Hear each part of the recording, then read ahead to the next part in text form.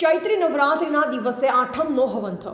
ચૈત્રી આઠમ નિમિત્તે આજે સાબરકાંઠા સહિત સમગ્ર ભારતભરમાં મા જગદંબાની વિધિ સ્વરૂપે પૂજા આરતી થઈ રહી છે। ત્યારે સાબરકાંઠાના ખેડબ્રહ્મા ખાતે આવેલા નાના અંબાજી મંદિરમાં દુર્ગાષ્ટમી નિમિત્તે વિશેષ પૂજા આરતી કરાઈ હતી, જે પગલે મોટી સંખ્યામાં ભાવિ ભક્તો વહેલી સવારથી જ ખેડબ્રહ્મા મંદિરે ઉમટ્યા।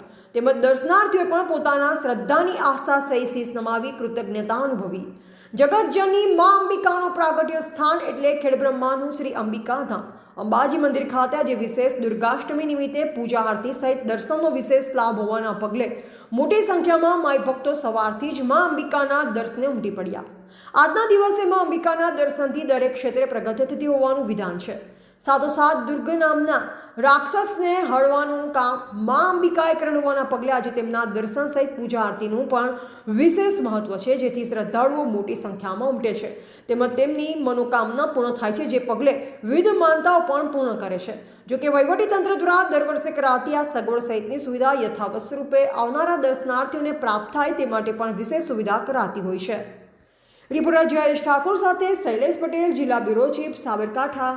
સનાતન બ્રહ્મક્ષેત્ર બ્રહ્માજીએ ખેડ કરી અને આ ભૂમિને સમતળ બનાવી એના ઉપરથી પડ્યું ખેડ બ્રહ્મા।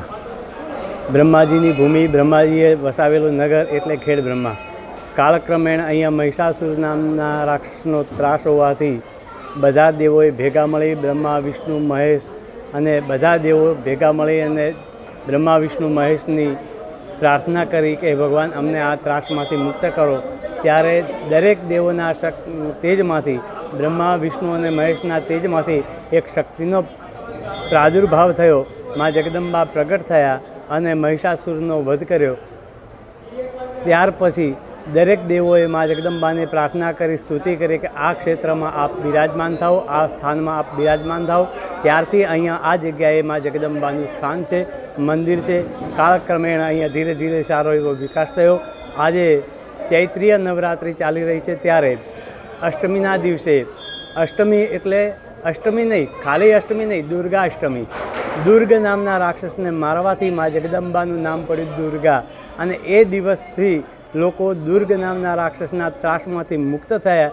એના આનંદમાં, એના આનંદ સ્વરૂપે આજે લોકો દુર્ગાષ્ટમી જગદંબાની ઉજવી રહ્યા છે અને અનેક લોકો, ભાવિક ભક્તો મા જગદંબાના દર્શન કરવા માટે, ઉપાસના કરવા માટે, થેન્ક યુ કરવા માટે, આ જગતને ભયમાંથી મુક્ત કરવા બદલ મા જગદંબાનો આભાર માનવા માટે અને ભવિષ્યમાં પોતાની સલામતી માગવા માટે, સુખ સંપત્તિ માગવા માટે અને પરિવારના કલ્યાણ માટે લોકો મા જગદંબાને પ્રાર્થના કરવા માટે આવી રહ્યા છે।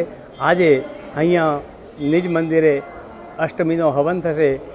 ઈડર સ્ટેટ મહારાજા સાહેબ તરફથી ખેડબ્રહ્મા અંબિકા માતા મંદિરના ટ્રસ્ટશ્રીના પ્રમુખ સાહેબશ્રીના વસ્તેના વરદ હસ્તે જગદંબાનો નવચંડી હવન થશે।